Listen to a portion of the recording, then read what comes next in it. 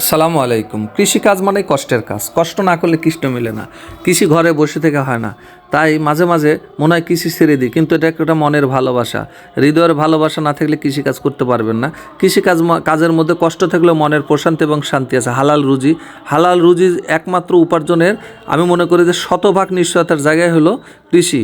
কৃষিতে আসেন, মনের শান্তি আসবে, নিজের উৎপাদিত পণ্য দেশের বিভিন্ন অঞ্চলে সেল এবং নিজের পরিবারের চাহিদা মেটানো সহ নিরাপদ খাদ্যের নিশ্চয়তা প্রদানে কৃষিকাজের কোনো বিকল্প নেই।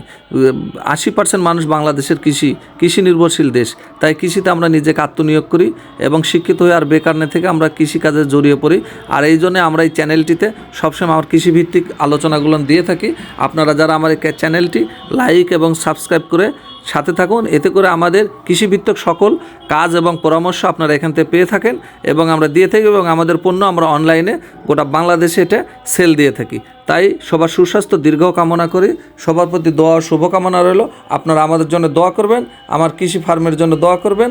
এবং আজকের যে বিষয়ে আলোচনা, আমার কৃষিতে কর্মজীবনের শুরু 2006 সাল এবং 2026 সাল পর্যন্ত আমি কী করে এসেছি সব কিছু নিয়ে আজকের এই ভিডিওতে তুলে ধরেছি। আমি শুরুটা করেছিলাম পেয়ারা, ড্রাগন, তারপর গরু, মাছ চাষ ও হাঁস মুরগি লালন পালন পর্যায়ক্রমে। এই লালন পালন পদ্ধতি, বিপণন পদ্ধতি এবং আমার এই দক্ষতা নিয়েই আজকের মূল বিষয়ের আলোচনা। তাই আপনারা আজকের ভিডিওটি সম্পূর্ণটা দেখবেন এবং ভিডিওটি অনেক বড় হবে। এটা আমার জীবনের অভিজ্ঞতা, আমার কাজের সব কিছু আজকের এই ভিডিওতে তুলে ধরলাম ইনশাআল্লাহ। প্রথম শুরুটা ছিল পেয়ারা চাষ, 2006 সাল। পেয়ারা এবং ড্রাগন ফল 2008-এ এসে ড্রাগন ফল চাষ শুরু করি। কিন্তু দেখেন কত ভুল এবং কত শেখার বিষয় আছে। এই বিষয়ে আগে প্রথমে আলোচনা করব। পেয়ারা প্রথমে যখন লাগাই তখন বীজের গাছ লাগিয়েছিলাম।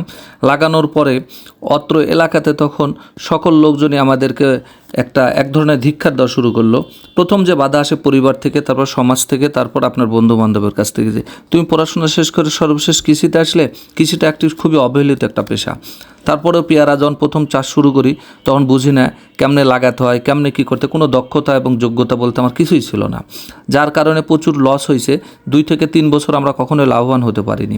প্রতিবার গাছ লাগাইছি, গাছ কেটে ফেলাইছি, আবার লাগাইছি, আবার তুলে ফেলাইছি। এটা লাগানোর পর্ব শেষ হলো। এরপরে পরিচর্যার ক্ষেত্রে যা কখন কোন রোগের আক্রমণ ঘটে সেটাও জানি না, সেক্ষেত্রেও ভুল হয়ে গেল। তারপরে চলে আসলাম 2 থেকে 3 বছর পরে আমাদের যখন একটা অভিজ্ঞতা চলে আসলো, পরবর্তীতে চলে আসলাম স্ট্রবেরি ফল যখন চাষ শুরু করি তখন অত্র এলাকায় তখন সবাই কী এগুলান, কীভাবে হয়, কীভাবে চাষ পদ্ধতি হয়, সেখানেও নানান প্রশ্ন, নানান কিছু। সেই সময় তো আসলে বাণিজ্যিক কোনো চাষ ছিল না। যাই হোক, আলহামদুলিল্লাহ শুরুর দিকে সব কিছুতেই কষ্ট হয়, মানুষের কথা শুনি নাই, যার কারণে আজকে গোটা দেশে একটা কৃষিতে বিপ্লব আসছে। এই কৃষিতে বিপ্লব আসার পিছনে সেই 2006, 7, 8, 9 সালে সেই কষ্টের কথা এখন মনে হয়ে যায়।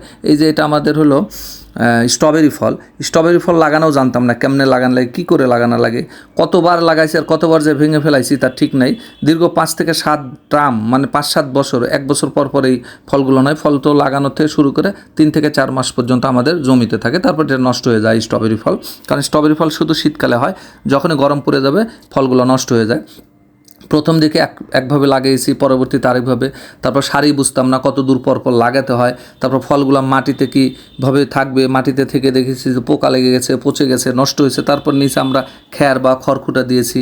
তারপরে যে খড়কুটা দিয়েও যখন হতো না, বৃষ্টি যখন পানি হতো সেচ দিয়ে দিতাম তখন পচে যেত। তারপরে বেড করা শিখলাম। বেড করার পর আলহামদুলিল্লাহ এখন খুব ভালো হচ্ছে।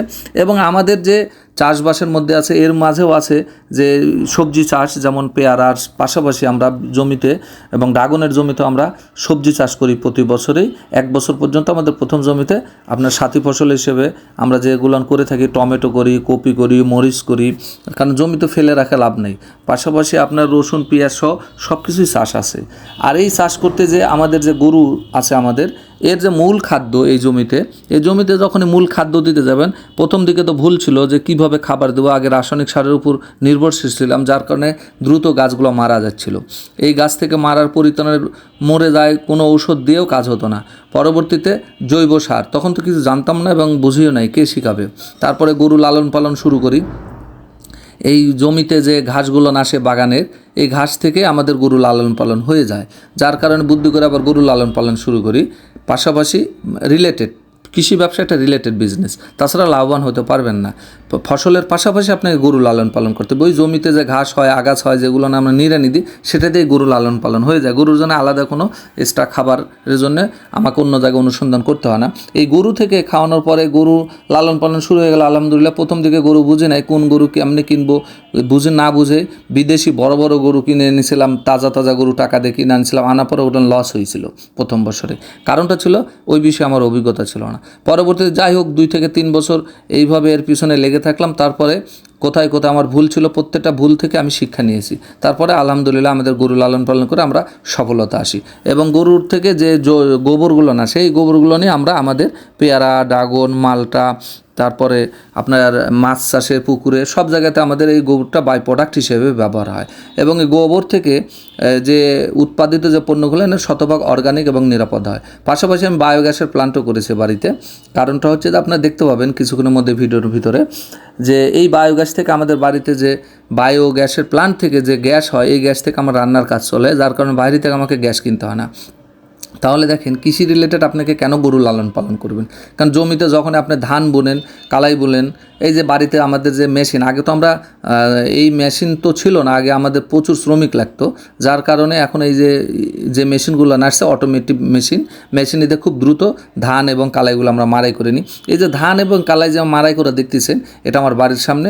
আমরা ধান কালাই এটা মারাই করার পরে খুব দ্রুত সময়ের মধ্যে এটা হয়ে যাবে আলহামদুলিল্লাহ। এই মারাই করার পরে যে আপনার জাবরগুলন বাড়ায়, অর্থাৎ খড়গুলন বাড়ায়, এগুলন খড় শক্তগুলন যেগুলন বড় থাকে, এগুলো আমরা গরুকে খাওয়াই, খাবারের হিসেবে এটা থাকে। এটা খুবই শক্তিশালী একটা খাদ্য, এবং এর সঙ্গে আমরা চিটা গুড় এবং মোলাসেস মিক্সার করে এই খড়গুলান দিয়ে দিই। তাহলে গরুর খাবারটা ভালো থাকে এবং শক্তিশালী হয়। গরুকে আমরা আলাদা কোনো কেমিক্যাল খাওয়াই না, মোলাসেস, অর্থাৎ আমরা যে আখ চাষ করি, আখ যে আমরা নাটোর সুগার মিলে দিই, সুগার মিল থেকেই আমরা এই মোলাসেসটা সংগ্রহ করে থাকি। এবং এই মোলাসেস দিয়ে যখন গরুকে দিই, গরু খুবই শক্তিশালী হয়ে যায়। এবং যে ভুসিগুলন বাড়াচ্ছে এখান থেকে, এই ভুসিগুলন আমরা দুইভাবে রাখি, একটা বস্তায় সংরক্ষণ করে রাখি, অথবা পালা দিয়ে ঢেকে রেখে দিই, দিয়ে এটা পরবর্তীতে আমরা গরুকে খাবার দিতে পারি, অথবা আমরা জমিতে এটা ছিটিয়ে দিই। জমিতে ছিটিয়ে দিলে কি হয়, ময়েশ্চার ধরে থাকে, মাটিতে ভুরভুরা রাখে। আমরা দুইটা কাজে ব্যবহার করতে পারি। তাহলে লক্ষ্য করে দেখুন যে আমাদের কৃষিতে কোনো জিনিসই ফেলে দেওয়ার নাই। এই বিষয়গুলো আপনাকে আগে জানতে হবে।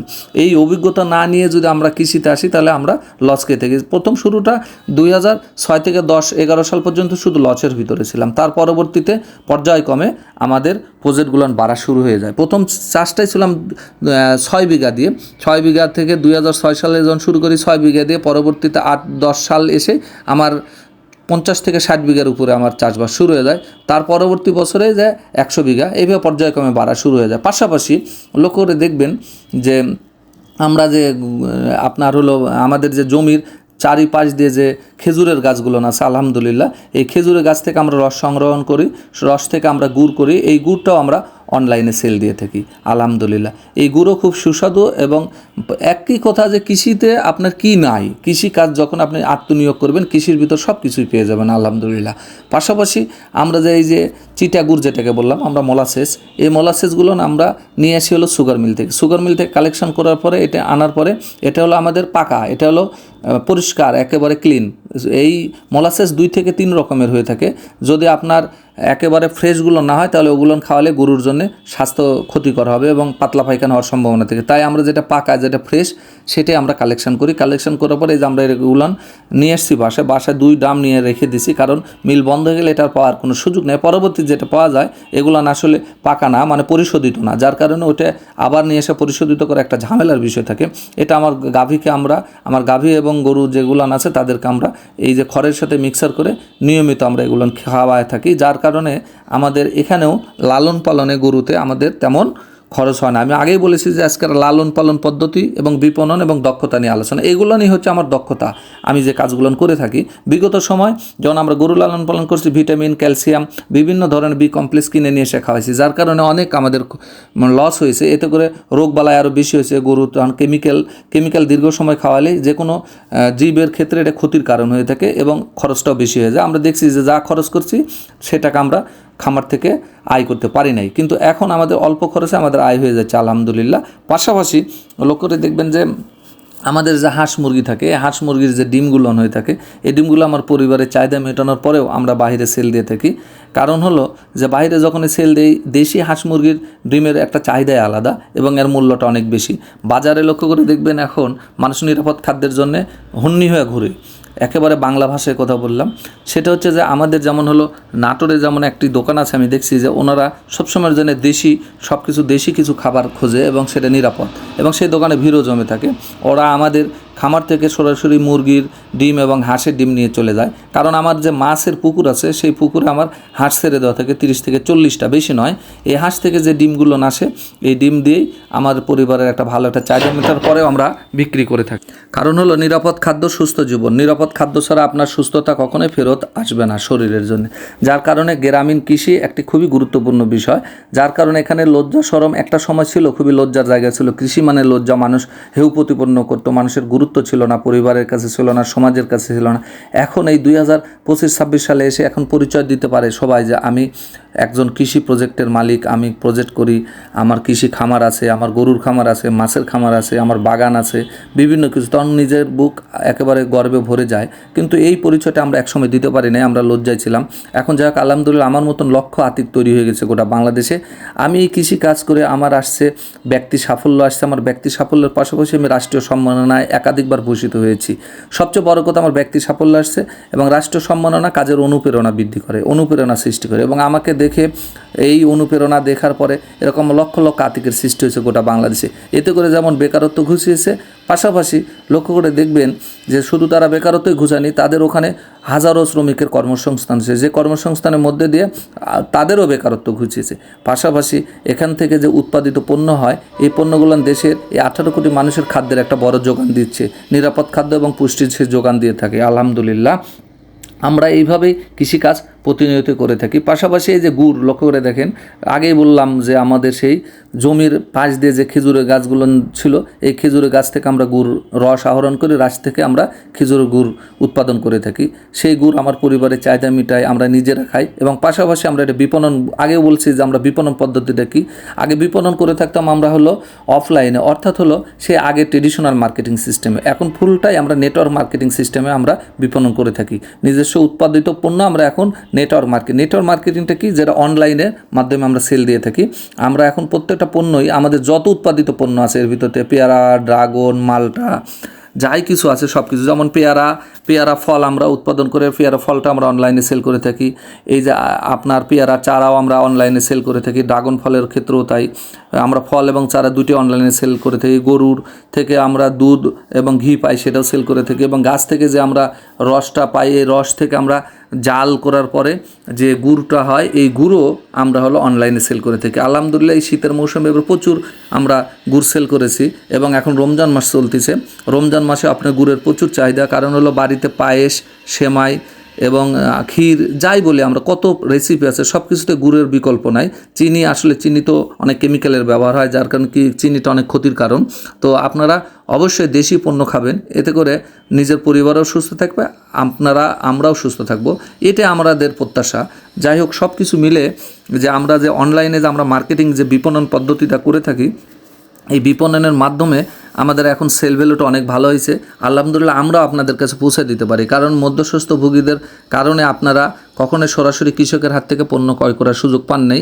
কিন্তু এই নেটওয়ার্ক মার্কেটিংয়ের কারণে আপনারা সরাসরি উৎপাদিত পণ্য আমার মতন এরকম লক্ষ আতিকের কাছ থেকে আপনারা নিজেরা সংগ্রহ করতে পারতেছেন। এখানে একটা স্বস্তির জায়গা। পাশাপাশি এই যে আমরা যে আপনার মুরগি লালন পালন করে থাকি বাড়িতে, এটা এখন টাইগার জাতের মুরগি এবং দেশি মুরগিও লালন পালন করি। এই মুরগিগুলোও আমরা পরিবারের চাহিদা মেটানোর পরেও আমরা বিভিন্ন জায়গাতে সেল দিয়ে থাকি। যারা এটা অনলাইনে আমরা সেল দিই, একটা মজার বিষয়, মানুষ এখানে আমাদের প্রোগ্রাম দেখার পরেই আমাদেরকে নক করে, ভাই আমাকে দেশি মুরগি দেন, আমাদেরকে মুরগি পাঠিয়ে দেন। তাহলে কেমনে খাবো, আমরা যাবাই করেও তাদেরকে প্যাকেট করে দিয়ে থাকি। মানে কি যে বলবো, আর এটা বলার বিষয় না। মানে এরকম একটা মানুষ স্বস্তির জায়গা পায় আমাদের এই কৃষকদের কাছ থেকে প্রতিনিয়ত। মানে চিন্তাও করিনি যে কখনো অনলাইনে এইভাবে আমরা এগুলো সেল করবো বা করতে পারবো বা করার চিন্তাই করিনি।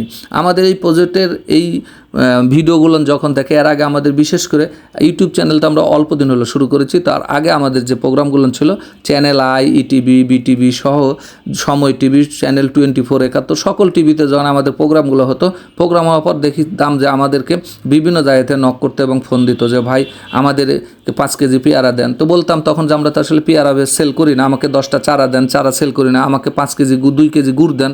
তো বলতাম যে না, আসলে গুড় তো আমরা এভাবে সেল করি না, আমরা পাইকারি সেল করি, আমরা খুচরা সেল করি না, কারণ আমাদের ওই রকম সময় নাই। কিন্তু এইভাবে দেখা যায় যে এমন এমন ব্যক্তি ফোন দিয়ে চায় যাদেরকে না দিলেও নয়, খুবই কাছের লোক এবং খুবই ভালোবাসার মানুষ, বাধ্যে 1 জন 2 জন 3 জন 5 জনকে দিতে দিতে একটা পর্যায়ে চলে আসলো। এখন যত আমাদের উৎপাদিত পণ্য আর কাউকে আমাদেরকে আর না করতে হয় না, কারণ আমরা সবাইকে এখন দিতে পারি, কারণ এটা দেওয়ারও একটা প্রসেস করে নিচ্ছি। এটা দিতে গেলেও আপনাকে আলাদা একটা লোক নিয়োগের দরকার হয়, প্যাকেটজাত করতে হয়, কারণ 5 কেজি করে যদি 50 জনকে দিতে হলে তাহলে আপনাকে 50টা প্যাকেট করতে হয়। আর আমি যদি এটা আড়তে দিতে হলে এক জায়গায় নিয়ে যে সেল দেওয়া হয়। কিন্তু আমি একটা জিনিস লক্ষ্য করে দেখলাম যে না, আমাদের কাছ থেকে যেহেতু চাচ্ছে আর আমাদের এটা দেওয়া উচিত আমরা মনে করি। এইভাবে আমরা অনলাইনে কিন্তু মার্কেটিং করেছি এবং এর জন্য আমাদের আলাদা লোকবল এবং অফিস নিয়ে আমাদেরকে কাজ করতে হয় এবং সেটাও আমরা আলহামদুলিল্লাহ করেছি। করে এখন আমাদের যে পণ্যগুলো আছে, আমরা ম্যাক্সিমাম 90% পণ্য আমরা এখন অনলাইনে সরাসরি একবারে ভক্তার হাতে দিয়ে থাকি আলহামদুলিল্লাহ। আমাদের বাড়িতে আমরা পাশাপাশি যেমন যে ভেড়া আছে, ছাগল আছে, এগুলান অল্প পরিসরে, কারণ এত কাজের চাপেও তো সব কিছু চাপ নেওয়া যায় না, সব কিছু করতে হয়। আবার একাই যখন অনেক কাজের দায়িত্ব নেবেন, এখানে ব্যর্থ হওয়ার সম্ভাবনা বেশি থাকে, যার কারণে দক্ষতা এবং যোগ্যতা খুবই গুরুত্বপূর্ণ বিষয়। এই দক্ষতা না থাকলে আপনাকে হবে না। যদি দক্ষতা থাকে আপনি অনেক কিছু করা সম্ভব, কিন্তু পাশাপাশি আপনাকে পরিশ্রমী হতে হবে। পরিশ্রমী না হলে সেখানে লস হওয়ার সম্ভাবনাটা শতভাগ থেকে থাকে। এবং খাদ্যর যোগানের একটা ব্যবস্থা থাকতে হয়, কারণ যখন আমরা এই যে ছাগল এবং ভেড়া এবং গরু যখন লালন পালন করি, তখন শুধুই যারা গরু এবং ভেড়া ছাগল লালন পালন করি তারা খাদ্যের যোগান আলাদা জায়গা থেকে ক্রয় করতে হয়, কিন্তু আমাদের করতে হয় না। কারণটা হলো যে আমাদের যেহেতু নিজস্ব বাগান আছে, পেয়ারা আছে, ড্রাগন আছে, মালটা আছে। হ্যাঁ, আমার যেমন দিনাজপুরের 70 বিঘা ড্রাগন বাগান আছে, রাজশাহীর কাকুনাট গোদাগাড়িতে আমার প্রায় 100 বিঘার মতন পেয়ারা বাগান আছে এবং নাটোরের বিভিন্ন জায়গাতে 10 বিঘা 15 বিঘা 5 বিঘা করে পেয়ারা, ড্রাগন, মালটা, এইভাবে পর্যায়ক্রমে আমাদের এগুলো সব লিজ লওয়া জমি, এগুলো আমার নিজস্ব জমি না, সব লিজ না, আমরা চাষ করি। এবং এই খামারগুলো আছে আমার নিজস্ব বাড়িতে, আমার গ্রামের বাড়িতে। এবং এই খামারের যে খাবারগুলো আসে, যেমন এই খাবারগুলো নয় আমরা হলো এই যে ঘাস, এগুলান দিয়ে থাকি, যার কারণে আমরা বাই প্রোডাক্ট হিসেবে অনেক কিছু পেয়ে থাকি। এই জন্য আমাদের এই খামারগুলো এটা সমন্বিত খামারের মতন একটা ধরে নিতে পারেন, এতে করে আমরা লাভবান হয়ে থাকি। এবং পাশাপাশি বাড়িতেও কিন্তু আমরা যে রান্নাবান্না করে থাকি, বাড়ির যে বললাম যে গরু মুরগির খামার দেখলেন আপনারা আলহামদুলিল্লাহ, এই মুরগি আমাদের নিজস্ব উৎপাদিত মুরগি। এই মুরগিতে সাধারণ ন্যাচারাল খাবার খাওয়ায়। আমাদের জমিতে যে ধান এবং ভুট্টা হয়ে থাকে, দেখলেন আমরা ধান মারাই করলাম, ভুট্টা মারাই করলাম, কালাই মারাই করলাম। মারাই করার পর যেগুলান আপনার ছিটা ছুটে পড়ে থাকে এবং মাটিতে যেগুলান পড়ে থাকে, যেগুলান অতিরিক্ত, সেগুলান আমরা রেখে দিই এই হাঁস মুরগি গরু ছাগলের জন্য। বিশেষ করে হাঁস মুরগি এগুলান খেয়ে আমাদের লালন পালন হয়ে যায়, এর জন্য এক্সট্রা কোনো ফিডের কোনো প্রয়োজন হয় না, কারণ এখানেও আমাদের একটা দেখেন খাদ্যে আমরা সাশ্রয় হয়ে যাচ্ছি। তাহলে আপনি শুধু খামার করলে হবে না, আপনাকে চিন্তা করতে হবে যে খামার করার আগে আপনাকে বিষয়গুলোকে বুঝতে হবে। কারণটা হলো যে আমার জমি, আমার বাগানের ভিতরে আমরা সাথী ফসল হিসেবে কালাই বুনেছিলাম, সেই কালাই নিয়ে আসার পরে সেই কালাইয়ের ভুসি থেকে আমরা গরু খাওয়াচ্ছি। তারপরে সে গরু থেকে আমাদের যে মল আসতেছে, যে এই মলটা আমরা আবার হলো গোবর, এটা বাই প্রোডাক্ট হিসেবে আমরা জমিতে ব্যবহার করতেছি। তারপর আমরা পুকুরে ব্যবহার করতেছি, পুকুরে যে আমরা মাছ চাষ করি, মাছের জন্য যেমন আপনি ফিডের উপর নির্ভরশীল হয়ে যাবেন, তখনই আপনার কিন্তু খাদ্য খরচটা বেশি হয়ে গেল। আমরা এখানে কি করতেছি, যে চিটাগুড় এবং মোলাসেস আপনারা দেখলেন, চিটাগুড় এবং মোলাসেস আর গোবর এবং খোল।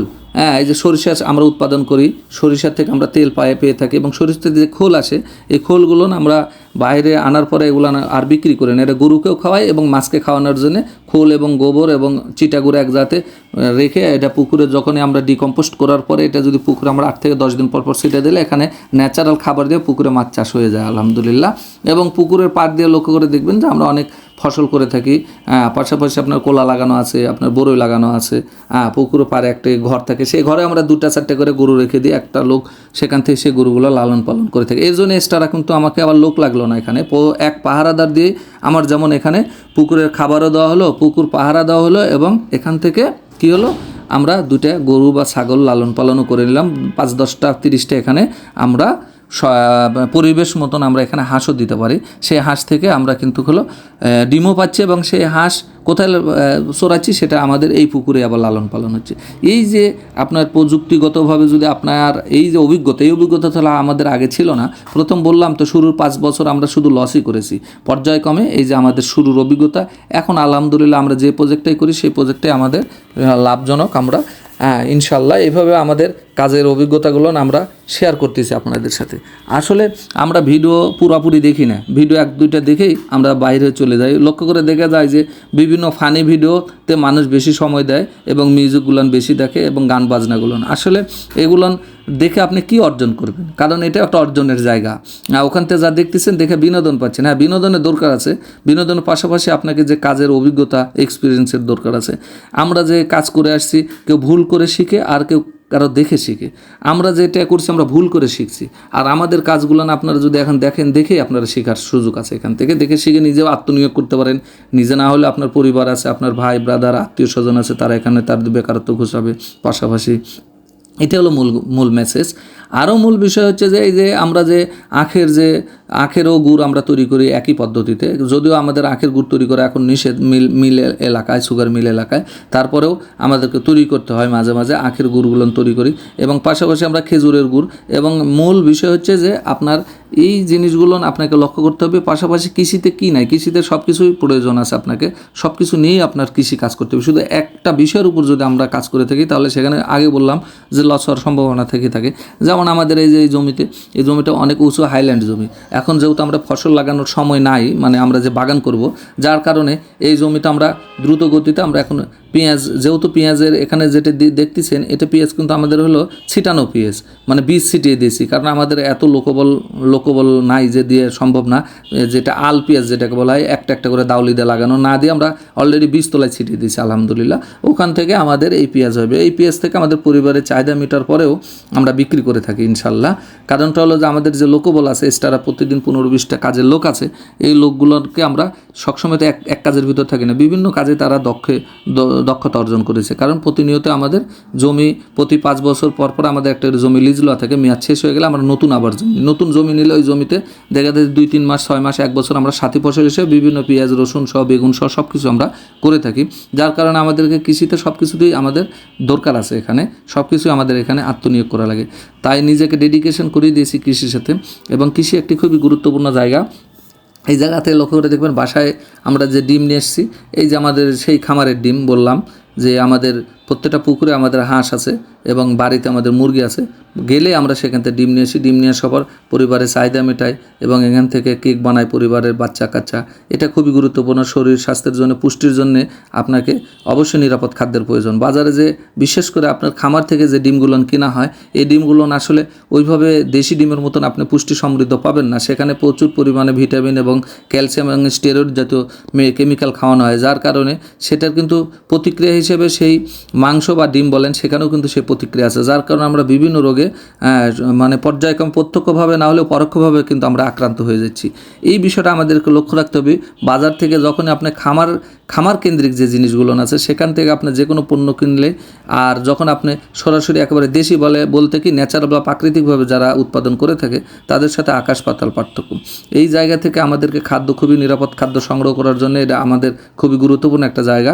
সেটা সকলের ক্ষেত্রে, 18 কোটি মানুষের ক্ষেত্রে এটা প্রত্যেকটা মানুষই চায় তার নিরাপদ খাদ্য এবং বাসস্থান এবং সুনিশ্চিত একটা জায়গা। এই জায়গা থেকে আমাদেরকে যদি আমরা নিজেরা সচেতন না হই তাহলে কিন্তু সম্ভব না। আমরা একটা সময় যখন পেয়ারা করেছিলাম আলহামদুলিল্লাহ, তখন পেয়ারা খাওয়ার কোনো লোক ছিল না, মানুষ খেত না, মানুষ আপেলের উপর নির্ভরশীল ছিল। আসলে বিদেশি ফল নয়, দেশি ফলের উপরই আপনাকে গুরুত্ব দিতে হবে। এটা হলো মূল মেসেজ। আর পাশাপাশি আমরা ধান করে থাকি, যেহেতু চাউলেরও একটা বিষয় আছে, যে চাউল আপনি বাজারে যে চাউলগুলো কিনে খান, এই চাউলগুলো দেখবেন যে সাদা ধবধবা এবং চকচকা। এই চাউল ধোয়ার পরে পানিতে যদি ধোয়া হয়, পানিতে একেবারে পরিষ্কার পানি থাকে। কিন্তু আমরা যে ধানগুলো উৎপাদন করে থাকি, এই ধান হলে লাল ধান বা আমন ধান বা ইরি ধান সব কিছুই আমরা করি ধান। কিন্তু এই ধানগুলো আমরা মিলে ভাঙ্গাই, এগুলো অটো মিলে ভাঙ্গাই না। মিলে ভাঙ্গালে কি হয়, লোকাল মিল থেকে আমরা ভাঙ্গানোর পরে উপরকার যে শাঁস থাকে, এই শাঁসযুক্ত চাউল এটা। এই চাউলটা খুবই ফাইবারযুক্ত এবং শক্তিশালী, যা শরীরের এবং মানবদের জন্য খুবই উপকারী। কিন্তু যারা আপনারা শহর বন্দরে বসবাস চাষবাস করেন, যারা চাউল ক্রয় করে থাকেন, সব এখন অটো মিলের চাউল, যেটা উপরের এই যে শাঁস বা আঁশ যেটাকে বলা হয়, এই ফাইবার থাকে না, এই ফাইবারগুলো চাষ দেওয়ার কারণে ওই চাউলগুলো খুবই চকচকা হয়ে থাকে এবং ওই চাউল আপনার শরীরের জন্য অতটা উপকারী না। এবং ওর যে উপরে যে ফাইবারটা, এই ফাইবারটা আবার বিক্রি হয় বাজারে চাউলের চেয়ে বেশি দামে বিক্রি হয়। সেটা আমরা গরু ছাগলকে এটা খাওয়াই নিয়ে, সেটা ভুসি বলা হয়। হ্যাঁ, এটা আমরা গরু ছাগলকে খাওয়াই আলহামদুলিল্লাহ, ইনশাল্লাহ। আর পাশাপাশি আমরা ওই যে আগেও বলেছি যে আমরা যে গরু প্রত্যেকটা পণ্যটা আমরা কীভাবে পাই, আমরা যে গরু লালন পালন করি গাভী, এই গাভী থেকে যে দুধ আসে, দুধটা আমরা সরাসরিভাবে বিক্রি না করে আমরা ঘি তৈরি করি। সেই ঘি আবার এটাও আমরা অনলাইনে সেল দিয়ে থাকি। যেহেতু আমাদের বাজার এখন অনেক বড়, নেটওয়ার্ক মার্কেটিং 64টা জেলা থেকেই আমাদেরকে নক করা হয়, বিভিন্ন জায়গা থেকে বাংলাদেশের। আমাদের এগুলো ভিডিও দেখার পরে আমরা তাদেরকে বিভিন্নভাবে পার্সেল এখানে অনলাইনে 1 কেজি 2 কেজি যায় যে পরিমাণে নেয় এভাবে দিয়ে। আমাদের এরকম হাজার হাজার এখন ভক্তা তৈরি হয়ে গেছে, যার কারণে তারা সরাসরি একজন এরকম আতিকের কাছ থেকে সরাসরি, আতিক একজন কৃষক এবং কৃষকের কাছ থেকে সরাসরি একজন ভক্তার হাতে আমরা পৌঁছে দিতে পারতেছি। এতে করে মধ্যস্বত্বভোগী এখানে নাই। মধ্যস্বত্বভোগীর হাতে গেলেই জিনিসের ভেজালের সংক্রমণ ঘটে এবং দামটা অনেক বেশি হয়ে যায়, যার কারণে ভেজালের হাত থেকে সুরক্ষা পাওয়ার জন্য এবং এতে করে আমরাও আর কোনো মাহাজনী বা ওই যে আড়তদারের কাছে আমরা আর বন্দি নয়, যার কারণে আমরা আলহামদুলিল্লাহ সেলটাও খুব ভালো দিচ্ছি এবং সার্ভিসটাও খুব ভালো। অনলাইন মার্কেটিংয়ের মাধ্যমে আমরা এখানে ঘি উৎপাদন করে থাকি, ঘি আমরা গোটা বাংলাদেশ সেল দিয়ে থাকি এবং ঘি, পেয়ারা, ড্রাগন, মালটা এবং গুড়, বিশেষ করে গুড়ও আমরা দিয়ে থাকি। গুড়টাও সিজনাল হয়, এখন 12 মাসই চাহিদা, যেহেতু মানুষ চিনির বিকল্প গুড় খাচ্ছে এবং ঘিটা 12 মাসই আমাদের হয়। ঘিও আমরা 12 মাস দিয়ে থাকি আলহামদুলিল্লাহ। ঘিও আমরা অনলাইনে দিয়ে থাকি এবং যারাই অর্ডার করেন তাদেরকে আমরা পৌঁছে দিয়ে দিই এবং এখন এতটাই সুবিধা হয়েছে যে আপনি হোম ডেলিভারি দিয়ে দিচ্ছে, আপনাদের বাড়িতে পৌঁছে দিয়ে দিচ্ছে, যার কারণে এটা আস্তে আস্তে আমার মনে হয় আর 1-2 বছরের মধ্যে পুরো মার্কেটটাই দখল হয়ে যাবে নেটওয়ার্ক মার্কেটের উপরে এবং আপনারাও পাবেন সঠিক জায়গা থেকে। যখন আপনারা সঠিক জিনিস ক্রয় করবেন তখন আপনারা অবশ্যই এখান থেকে সঠিক জিনিসটাই পাবেন। আর আমরা যেহেতু কৃষক, আমরা উৎপাদন করে এসেছি, আমি আগে বলে এসেছি যে আমার প্রায় 26 বছরের অভিজ্ঞতা। আমাদের শুরুটা ছিল সবই লসের এবং ভুলের ভিতর দিয়ে, আস্তে আস্তে আস্তে এখান থেকে আমরা লালন পালন করেও আমরা এখন সফল এবং আমরা যে বিপণন পদ্ধতিটা, সে বিপণনটাও এখন অনলাইন চলে আসছে। আগে তো আমরা জিম্মি ছিলাম, বিপণনটা আমাদের হাতে নিয়ন্ত্রণে ছিল না, আপনারা চাইলেও আপনাদেরকে দিতে পারি নাই, এখন দেওয়ার সুযোগ হয়েছে আলহামদুলিল্লাহ। সবার সুস্বাস্থ্য দীর্ঘায়ু কামনা করে এবং আমাদের সরিষার তেল আছে, সরষের তেল এবং লেবু বাগান আছে আমাদের, সব কিছুই আমরা অনলাইনে মার্কেটিং করে থাকি। আপনাদের যদি কারো কোনো জায়গা থেকে প্রয়োজন হয়ে থাকে অবশ্যই আপনারা আমাদের সাথে যোগাযোগ করবেন, আমাদের ডেসক্রিপশানে নাম্বার আছে। সবার সুস্বাস্থ্য দীর্ঘায়ু কামনা করি, আমাদের জন্য দোয়া করবেন, আমিও আপনাদের জন্য দোয়া করি যেন আপনাদের পাশে থেকে আপনাদের সেবা করতে পারি। আসসালামু আলাইকুম।